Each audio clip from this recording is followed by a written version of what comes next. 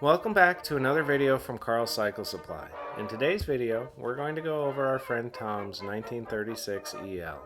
This is a very nice complete bike that we restored for him over the course of a few years. 1936 is a landmark year. It's the first year that Harley came out with overhead valves, recirculating oil system, welded teardrop style tanks. Basically, it was a whole new motorcycle. This video is more specifically about late 36s and some of the cool little niche details that make them so special.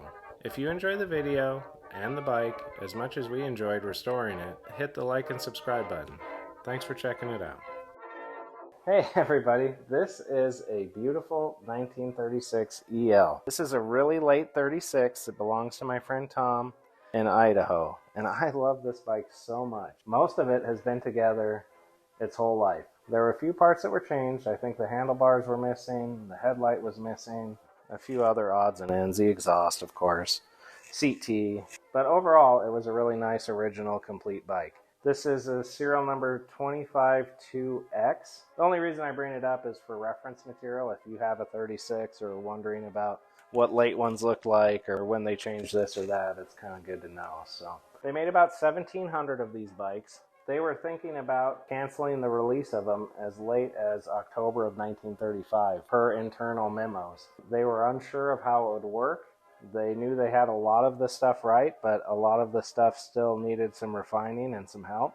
Through the grace of God and motorcycling, they were able to fix most of the problems that they had by the time 37 rolled around. They got a ton of stuff right, but I would have loved to have been a fly on the wall while they were trying to figure out how to fix the problems and what was the best way to do this or that. This bike began development during the Depression. You know, nobody really had money. They had a lot of passion, but they didn't have a lot of resources to make stuff and figure it out. And I think they just got to a point where they're like, we really need to start recouping some money so that we can put it back into the company. So it was a very cool time at Harley. It was very passion driven.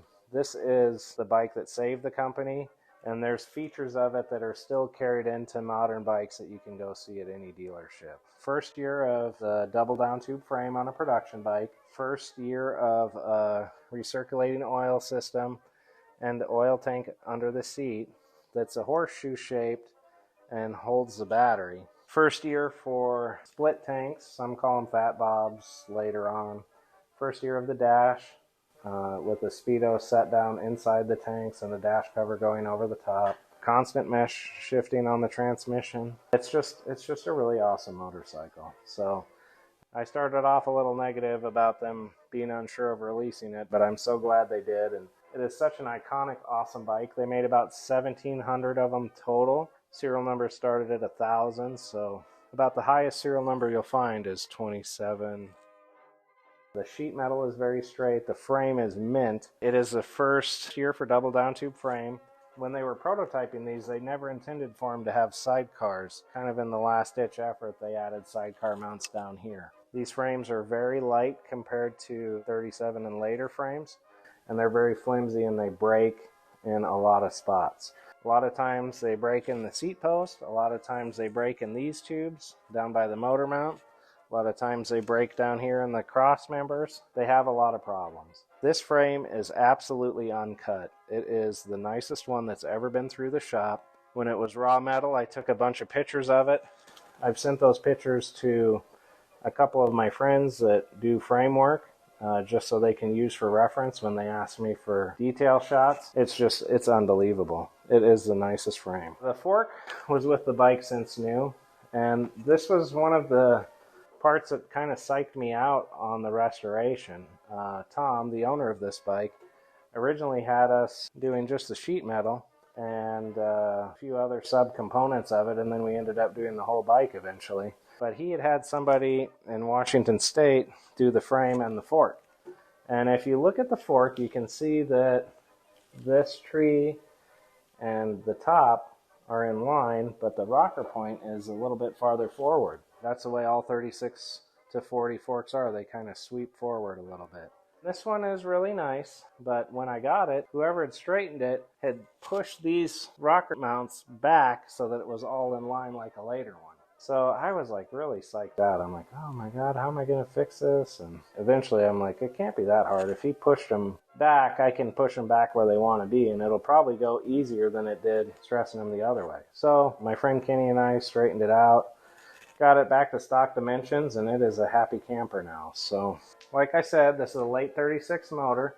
It has the third version of the cam cover. This is something that I just discovered about a year and a half ago, that this cover is different than the one they used in 37 and 38. I'm going to have Brian post a picture of this next to a 37-38 cam cover, and if you guys can spot the difference, write it in a comment in the video. So I was really excited to see it. I think it'd be easy for me to tell you, but it'd be more fun to make a game out of it. So see if you can find the difference before reading the comments. I bet you can. So the transmission case has a cover on the countershaft, which is a late 36 thing. It has a boss on the kicker cover. It has the later top with the 2 notches by the shift drum. So everything on that is late. It still has the smooth kicker arm right here. I mentioned that it's a late frame, and it has the triangular reinforcement right by this transmission cross member, which is a really cool detail. I think that showed up maybe around 2,400 or maybe even 2,500.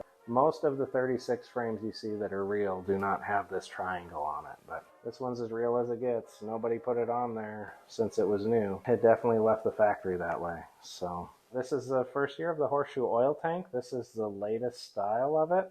I don't know how many styles they have. I always have to count it out. There's like 6 or 7, but this is the last one they used. It's got flared body where the bungs go in, and then it's fusion welded around the diameter. Flat on here, embossed on top, no weld going down the center, and it's really nice. It has the original chain guard tab with a short weld and all the good stuff. It's a really nice bike. Going back to the engine, this bike, when we deliver it, it will have a slash cut air horn. But when we're breaking them in, I like to put an air cleaner on just to keep any nastiness out of the engine. When Tom brought this bike to us, he had a local guy rebuild the engine.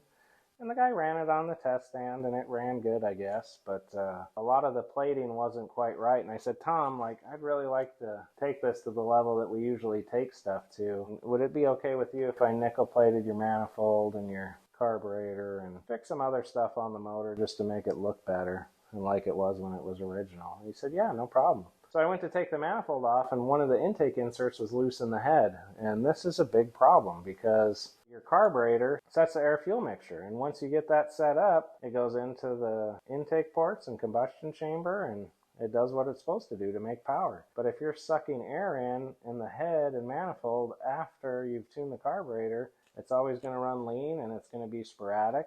We took it apart. Everything looked pretty good. There were a few problems. It had some goofy aftermarket tappets that we didn't like. So we found some original ones, and then there was one crack on the very bottom of the case, and we ended up welding that up and sanding it down, making it look like it was never cracked. And it would have probably been okay, but I just felt like, man, we're in this far, we might as well get it all. So we got it all. The carburetor, which I believe has probably been with the bike its whole life, has 4 mounting bolts for the air cleaner. This is a later 36 feature. It has the late style timer. It's original 36. The wire goes in through the back versus up through the bottom. This is 2-post voltage relay, and this keeps the bike happy so that when the generator's charging, the battery gets to a certain level, it will stop sending juice back to it. So these little orange insulators are something that were used on 36 and some of 37, but most of 37 ones are black. And the black ones were used in 38 and 39 as well. This bike was very straight. The rear fender's never been drilled for saddlebags. The front fender's never had a fender light in it. You can still see some of the spot welds in the fenders where the skirts go, and real sharp definition on the crowns. It's just killer. This is the bike everybody wants to find and then fix up, and I'm so happy we got to do it. We're dropping it off in a little bit, and then we're picking up a really cool 46 that we're going to do for him that we've already started working on it, and it's going to go pretty good. So I found a front end for it, a frame, wheels. He's got all original Skyway blue sheet metal, so we have to do a good job of blending it all together and getting it to match just right. And it'll be a fun project. This is a Venetian blue and Croydon Cream 36. I matched these colors off of an NOS front fender that I got from a friend out east. I had to trade him some really cool stuff for it, but it was an awesome deal for both of us. This fender's never been drilled for a fender light. Looking at the horn, it has original chrome-plated reinforcements on the outside, and then this back one is parkerized. That's the way it is on the original ones that came with the bike. It's original ride control that we restored. The knob is on the right side in 36 and 7. It has the correct early inner springs here, and then original billet nuts that we replated. They're made out of 3/4 inch hex stock instead of the later ones, which are just little brass caps that are plated and put on. This crash bar came out sometime around 2100. Harley knew that they were coming out with a new frame that was an 1 1/8 tube from the neck all the way to the new sidecar loops, and they had to do something to take up the difference in the space between the 1-inch tube and 1 1/8 tube. So where this U-bolt lands, it's actually turned down. It takes up the 60 thousandths that they need to do for the difference between 1 1/8 and 1 inch. The crash bar is very square in shape. It's just really cool. Everything on this bike is nice. The fit and finish is perfect. I love it. Here is the left side of this 36. Like I said earlier, it is a very late one. 36EL252X. I don't want to give out the serial number even though the same guy's owned it forever. It's a very late 36, probably one of the last 150, 200 of them that were made. It is Venetian blue and Croydon cream, and this is probably the most iconic 36 Knucklehead color. Everybody looks at the right side of the bike, but I think the left side looks just as good as the right side. The overall silhouette of it is perfectly balanced. The proportions are perfect. The whole thing is just perfect. I love 36 Knuckleheads. Looking at this side, you can see that it has the later 36 fender mount where it's made out of one piece. This was used all the way till 57 and is quite a bit different than the earlier ones. This fender was never drilled for saddlebags. The hinge has never been out of it. It was very straight, very beautiful, very nice. You can see how nice the striping is and how it ends. The gold stripe, where the two colors meet, stops right here at the chain guard, and then it goes around the whole fender and then down the other side. And the blue stripe goes above the screws and then goes along the edge and perimeter of the fender. The center stand is a 2-year only part. It came out in 36. It's made out of round tubing that's dimpled and then formed into these little flat spots, and then it has stops that are welded on it that sit right here against the frame. This has the correct small brake. It uses the same brake shoes as the front. These are good brakes, and you can get them to lock up the back wheel, but eventually it starts fading, and it fades a lot quicker than a later brake. So they're good to ride, but if you're going to be doing heavy touring or riding in a lot of hills and mountains, I tell customers to put these on the shelf and then put the later brake on, which is an improvement. So this is a late 36, and one of the things that's kind of fun to figure out is when they started putting a drain tube on the inner primary versus draining the oil out of the outside of the primary like a VL or early 36. This is 2500 serial number. It has the primary drain tube, and I think that showed up sometime around 21 to 2200. The bike has one terminal under the seat. This is for the taillight wire. The positive wire, which is used in this terminal, 37 and later, goes straight up into the loom and then to the positive side of the amp gauge, through the amp gauge, and then to the switch. It has the late heads, which I think came out sometime around 2000, 2100, and then it has the Ys in the intake port to show that it was a ported motor. 36 and up to about mid 37 are like this. That's kind of a cool detail. It's the late style case. It has the big timing plug. It has ears on each side of the speedo cable bracket. This is a nice matched case motor. The transmission is the early top, the last style of kicker cover that was used into 37 for a little bit. The skid plate is the early narrow rib kind. It has the correct early clutch pedal. It's nickel plated just like original. It's on a short bracket. The kickstand is also short, and then the kickstand bracket is different too, and that's a piece that we had made and have available.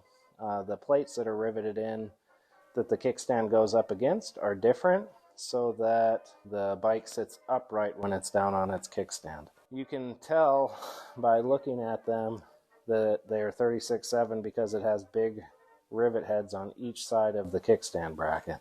Kind of a cool detail. This is a tubular shift arm. This is made out of swedged round tubing.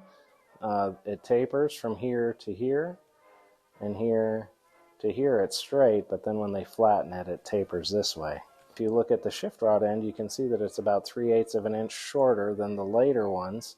It still has a short flat here. Like I said earlier, the core of it came together. There were some parts missing and changed, but overall I'd say that most of the hard stuff was there. One of the things that was missing was the seat tee, and a 36 seat tee is a special piece, and it has a small little end up here, and it has one position right here for engaging with the seat post. We got this one, I think, from Michael Breeding, and they are fantastic. This bike came with original gas valves. Unfortunately, they leaked a bunch, and we couldn't get them to work. So we got some of the ones from Poland, and those ones are really nice. So thank you for that. If you look at the clutch rod, you can see how tiny it is. I had a batch of 300 of these made up, I don't know, a long time ago. And I haven't sold very many of them. So if you need a clutch rod for your 36 to 46 big twin, shoot me an email. I can set you up.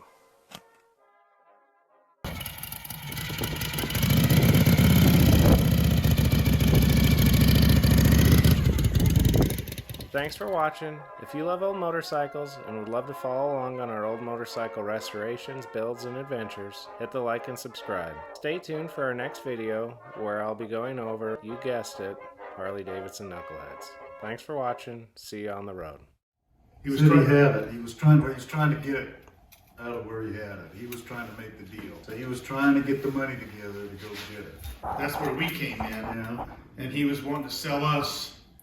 Well, he bought that 1919 That. cash, and that's what funded him. Guitars, and I bought his silver collection, silver coin collection. Oh my gosh. So he was down and dirty trying to get the money put together to get this. He didn't have the money to get it all done. I think he was trying to sell that 1919 pile. Yeah. More money because to get this. Yeah. And it came from the same place. It came from the same place, and there was a panhead involved too.